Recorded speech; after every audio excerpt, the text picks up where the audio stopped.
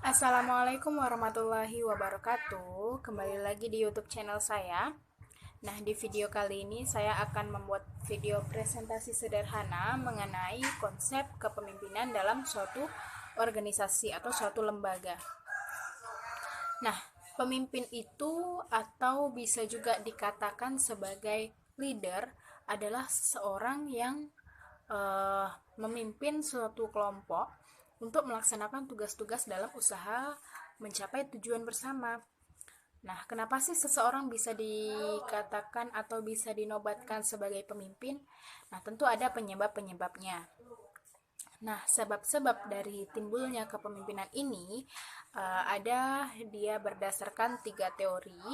Yang pertama yaitu ada teori kinetis, di mana teori kinetis ini beranggapan atau berasumsi bahwa pemimpin itu dilahirkan.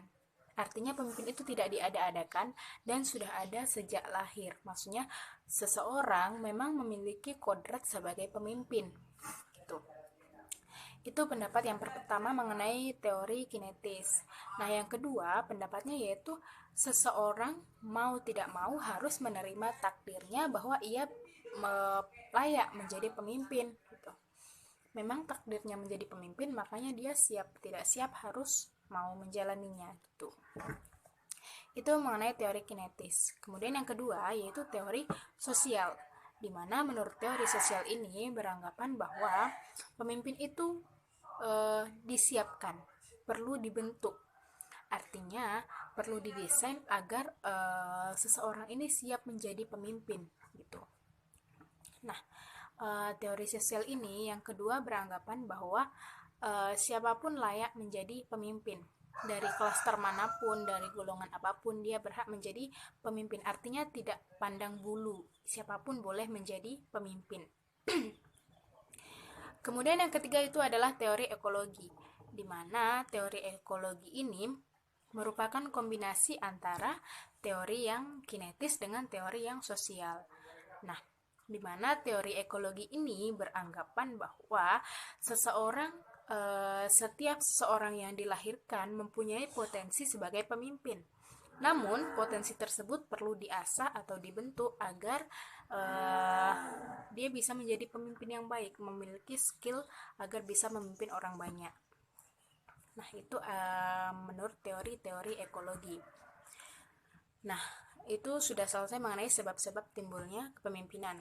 Kemudian yang selanjutnya kita akan membahas mengenai apa sih kepemimpinan, siapa sih pemimpin itu. Nah, kepemimpinan ini adalah kepemimpinan merupakan suatu teknik atau kemampuan seseorang untuk mempengaruhi orang lain agar dia mau bekerja sama dengan kita dalam mencapai suatu tujuan yang sudah ditetapkan. Artinya dia yang mempunyai kemampuan atau mempunyai skill untuk mempengaruhi orang lain gitu. Nah, itu pengertian dari kepemimpinan. Selanjutnya ada pengertian kepemimpinan menurut Siagian dan Sutarto, di mana kepemimpinan ini merupakan rangkaian kegiatan penataan berupa kegiatan atau proses mempengaruhi orang lain agar orang tersebut mau bekerja dengan kita, mau melakukan apa yang kita perintahkan dalam rangka mencapai tujuan lembaga. Apa tujuan yang sudah ditetapkan dan orang lain mau untuk bergabung bersama kita, mau melakukan apa yang kita suruh, itu yang dinamakan kepemimpinan. Nah, kesimpulannya adalah kepemimpinan itu merupakan suatu skill atau suatu kemampuan dari seseorang yang lebih daripada orang yang lain untuk mempengaruhi orang gitu. Kemudian selanjutnya yaitu syarat-syaratnya. Gimana sih syarat biar orang itu mau bisa atau layak dikatakan sebagai pemimpin?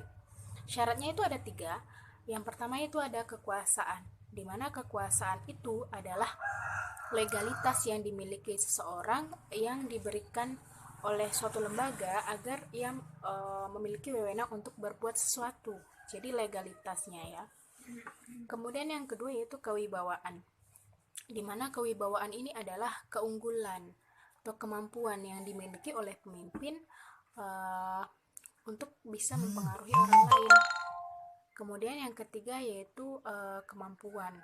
Kemampuan itu artinya adalah kesanggupan, kecakapan, baik secara teknisnya maupun sosialnya, yang mana kemampuan ini tidak dimiliki oleh orang lain gitu.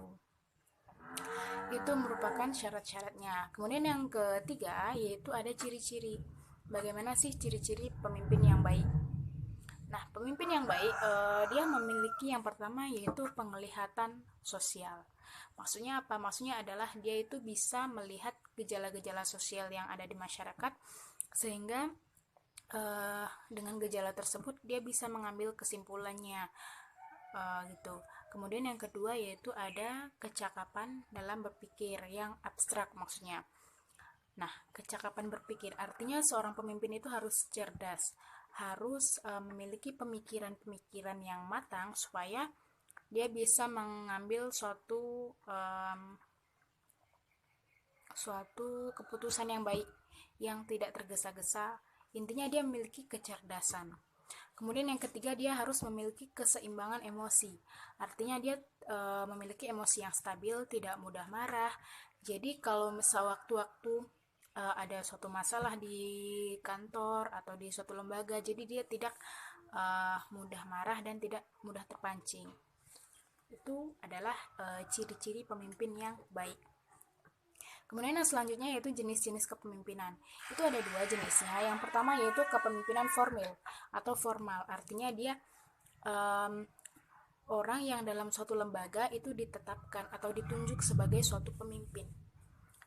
Kemudian dia diangkat secara resmi dan mengemban segala hak dan kewajibannya.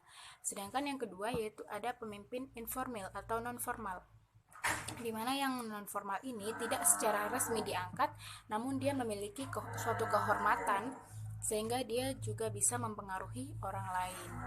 Itu adalah jenis-jenisnya. Kemudian sudah selesai mengenai jenis-jenisnya, lanjut kepada perbedaan antara kepala dan pemimpin. Mungkin kita beranggapan bahwa pemimpin dan kepala itu memiliki kesamaan, namun sebenarnya memiliki perbedaan. Apa saja persamaan dan perbedaannya? Nah, persamaannya adalah mereka itu antara kepala dan pemimpin itu sama-sama memiliki anak buah atau orang-orang bawahannya lah kita katakan. Kemudian yang kedua yaitu mereka sama-sama diberi amanat untuk menjalankan tugas-tugasnya dan mengemban semua hak dan kewajiban. Itu persamaannya. Nah, perbedaannya itu ada 3. Yang pertama itu adalah kepala itu diangkat sebagai instansi, sedangkan pemimpin itu diangkat atau ditunjuk oleh karyawan. Nah, yang kedua, kepala itu kekuasaannya berasal dari kekuatan peraturan, sedangkan untuk pemimpin itu kekuasaannya berasal dari kekuatan peraturan yang dilandasi oleh kepercayaan dari anggota-anggotanya. Kemudian yang ketiga, perbedaannya yaitu untuk kepala itu bertanggung jawab kepada atasan, sedangkan untuk pemimpin bertanggung jawab kepada atasan dan juga kepada anggotanya. Nah, jadi antara keduanya memiliki perbedaan yang cukup signifikan ya. Nah, sekian video presentasi dari saya. Mohon maaf jika ada kesalahan. Assalamualaikum warahmatullahi wabarakatuh.